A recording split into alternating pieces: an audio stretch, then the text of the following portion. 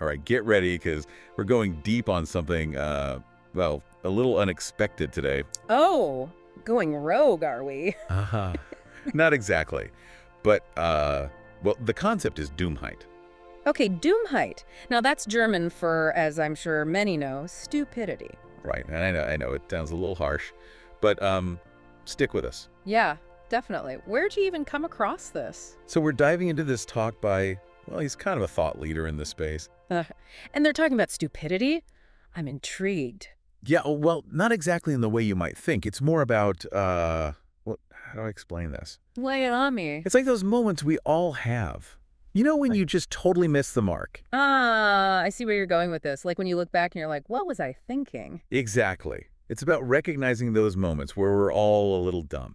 Oh, okay. So less about being mean, more about being self-aware. Exactly. Yeah. And get this thought leader ties Dummheit to this whole idea of growth hierarchies. Growth hierarchies. Now that's something we can unpack. Right.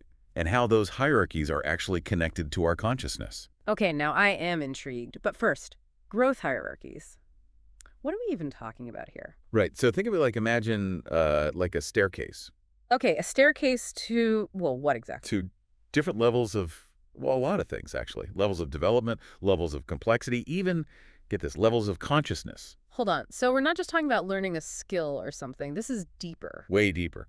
Our source gives this really powerful example. Like, imagine going from atoms to molecules to cells to organs to organisms, then to relationships, groups, cultures, all the way to nations and humanity itself. Wow, that's a huge GE staircase. So are we saying like humans are at the top and atoms are at the bottom? No, it's not about better or worse. It's just different. Each level has its own purpose. Okay, that makes sense. Like a single cell can't compose a symphony, but a whole bunch of them can make up the person who does. Exactly.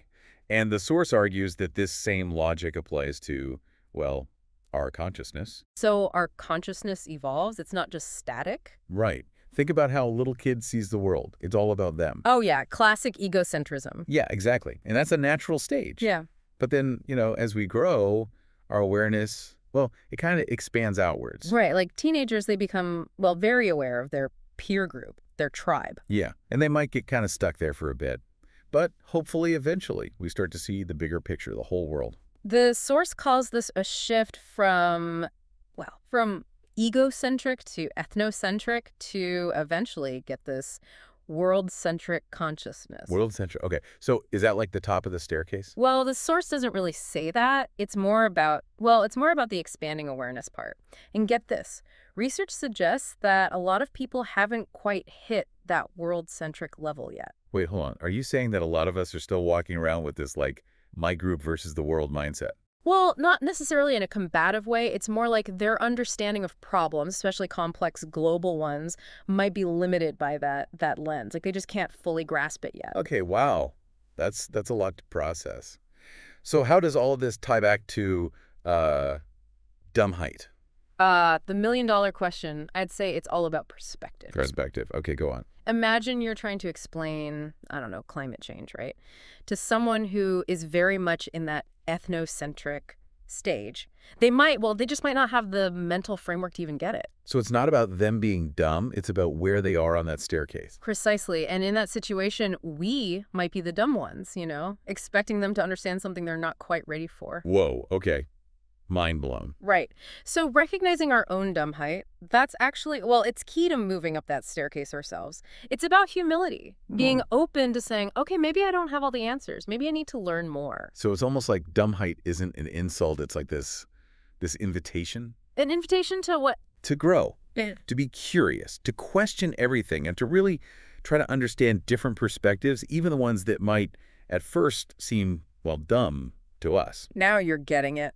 Okay, I'm starting to see how powerful this could be. But the real question is, how do we actually do this? Like, how do we put this into practice? Well, the source actually gives us a starting point, a skill that a lot of us, kind of suck at. Let me guess. Listening. Ding, ding, ding, we have a winner. Yeah. And not just, waiting for your turn to talk, but really listening to understand even when you totally disagree, which, let's face it, is rare these days. Oh, tell me about it. Yeah. Especially online, it's like everyone has to have the hottest take. Yeah, and everyone's just shouting from their own little soapbox. But if we could, if we could step back from that need to react immediately and just try to get where the other person is coming from, well, that's when real dialogue can actually happen. Okay, I get that. But what about those viewpoints that are just, well, wrong? How do you listen to someone who's spreading misinformation or advocating for something harmful? That's where discerning listening comes in. It's not about just, soaking up everything you hear. It's about engaging with it, asking questions, and, politely challenging assumptions if you need to. So it's less like being a sponge and more like being a detective, looking for clues to understand their thinking, even if you don't agree with their conclusion. Exactly. And sometimes that kind of listening, that back and forth, it can actually help someone move up a level or two on that growth hierarchy staircase. It's not about lecturing them. It's about encouraging them to see a wider perspective. Right. It's like that saying, you can lead a horse to water, but you can't make it drink. Yeah, you can give someone all the facts, but they have to be open to changing their mind. And our source makes a point of saying that, forcing someone to change before they're ready, it can totally backfire. They might just dig in their heels even more. So it's more about planting seeds, maybe helping them see a crack in their worldview. But you have to respect their journey. Exactly. And this applies to us too, We all have our blind spots, our own areas of dumbheit where we might be stuck on that staircase. Oh, absolutely. I'm sure I have plenty of those.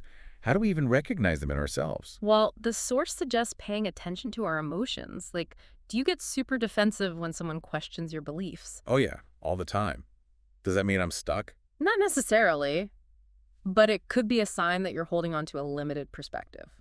So like if I feel that urge to shut down the conversation or like attack the person instead of their ideas. Bingo. It's like our ego trying to protect itself, from the discomfort of being wrong. And it takes a lot of courage to admit that, Yeah. right? To say, okay, maybe I don't have it all figured out. It does. But that's where the real growth happens, when we let go of that need to be right all the time. That's actually really freeing when you think about it, not having to have all the answers. It is. And suddenly you're not just defending your position, you're actually looking for new information, even if it challenges what you thought you knew. It's like dumbheit.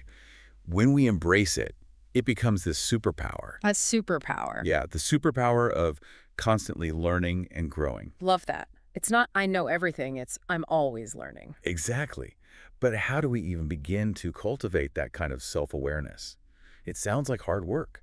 The source recommends starting with introspection. Take some time to think about your beliefs, your values. Where did they come from? Have they changed? So like taking inventory of our mental furniture. Love the analogy. See what needs dusting, what needs replacing, what needs to be thrown out entirely. Maybe even make room for some new pieces. Yeah. And be honest with yourself, Are you clinging to some beliefs because you're scared or insecure? Are there areas where you're resisting change? Ooh, getting deep now. Well, self-reflection, it's like a key ingredient for personal growth. And we can all do it. It's about being curious about our own minds. So if we can learn to be comfortable with those moments of dumbheit in ourselves and in others, it changes how we relate to the world. Absolutely. It allows us to move beyond judging and being defensive into curiosity and empathy. Now that sounds pretty powerful. Yeah. What if we could bring that kind of approach to our political debates, online discussions, everything? Wouldn't that be something? Imagine if instead of trying to shout each other down, we actually listened, tried to understand, worked together. That's a world I want to live in for sure. Yeah. But how do we even start to shift things in that direction? It starts with each of us, cultivating that awareness, that openness, embracing our own dumbheit. So not waiting for someone else to change, but being the change. Exactly. And the more of us who do that, it creates this ripple effect. The energy of our conversations, our relationships, everything starts to shift. Okay, I'm feeling inspired. But I'm still stuck on this idea of growth hierarchies. How do we know where we are on that staircase? That's a great question. And researchers have actually been looking into this for years. So are there tests we can take to tell us our level of consciousness? Well, there are assessments. But we have to remember, these hierarchies, they're not like rigid boxes that we fit into. More like a spectrum with some overlap between the stages. Right. And we can be at different levels on different hierarchies. Like you might be really advanced in science, but still have some limiting beliefs about social issues. Right. We're all complex, always growing and evolving. Exactly. But even with all that, There are still some patterns that researchers have seen in how our consciousness evolves. Okay, I'm officially hooked. Tell me more about these stages. How do they actually show up in real life?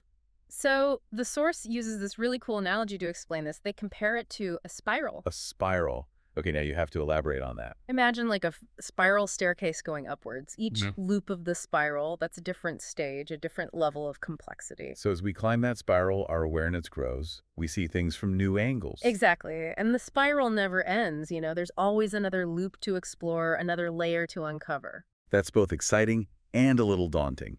There's always more to learn, more to grow into. That's the beauty of it, though. And as you move up, you don't just leave the lower levels behind, you integrate them, You build on them. So it's not about rejecting the past, it's about adding to it, seeing things from more and more perspectives. Exactly. And that's where this idea of shadow work comes in. Oh, shadow work. Sounds intense. It is. It's all about looking at the parts of ourselves that we tend to hide, the parts we don't like or that make us uncomfortable. So like negative thoughts, bad memories, stuff we try to pretend isn't there. Yep.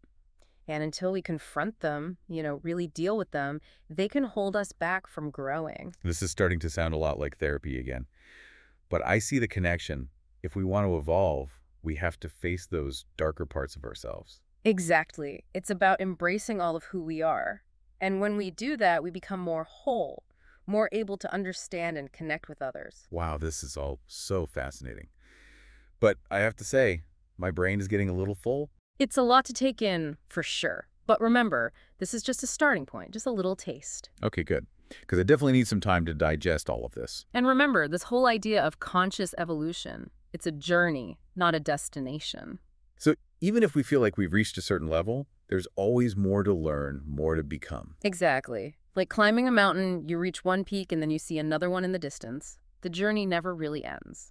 And it's that journey that makes it all worthwhile, right? Yeah. Not about reaching some, perfect state, but constantly pushing ourselves, learning. Exactly. And remember, this isn't just about us growing as individuals. It's about making the world better. So like as we become more aware, more compassionate, we naturally start to, care more about others, about the planet. Precisely. It's like we see the bigger picture, realize that our actions, they actually have consequences, that affect everyone. Which brings us back to those different levels of consciousness, how they impact our ability to tackle, well, huge EE problems like climate change. Right. Like if someone's still thinking us versus them, it's going to be pretty hard to get them on board with solutions that require everyone to work together. So understanding those growth hierarchies, it's like a key to, well, meeting people where they are. Exactly. And communicating in a way that they can actually share. It's not about talking down to anyone or trying to force them to change overnight. More like planting seeds, helping them understand, and trusting that, well, they'll grow at their own pace. Exactly. And it's also about realizing that, well, not all hierarchies are the same. Okay, so what do you mean by that? Well, we've been talking about growth hierarchies, right? Stages of development, expanding awareness. But there are also hierarchies based on, well, competence, expertise. So like, while different viewpoints are important, sometimes we need to acknowledge that, well, some people just know more than others. Right. Think of it like the source used this example of a chef in a restaurant. Okay, a chef. So it's great to get feedback from diners, but ultimately the chef is the expert when it comes to, actually making the food. Yeah, that makes sense. It's like you don't tell the pilot how to fly the plane just because you have an opinion about the route. Exactly. There are situations where, well, you need to trust the people who have the training, the experience. So it's about being, well, discerning. Yeah. Knowing when to step back and let the experts lead and when to, jump in with your own perspective. You got it. Being both humble and confident at the same time. This whole conversation has been, wow, mind-blowing, really. But for our listeners who want to learn more, where can they go? The source mentioned some specific resources, right? Yes. Ken Wilber's work on integral theory and Don Beck's spiral dynamics, definitely check those out. Those sound like great starting points. And remember, this is just a tiny taste, just the tip of the iceberg. Yeah, we're just scratching the surface here. Hopefully it'll make you want to keep exploring. So before we sign off, any final thoughts for our listeners as they embark on their own Dummheit explorations? Well, recognizing our own dumbheit, our limitations, it's not a bad thing. It actually lets us approach the world with curiosity, with a willingness to learn. Well said. And it's through that journey of learning and growing that we can create a more compassionate, more sustainable world for everyone. Couldn't have said it better myself. So that's it for this deep dive, everyone. Hope you enjoyed it. Be sure to share your thoughts, keep the conversation going. And until next time, keep learning, keep growing.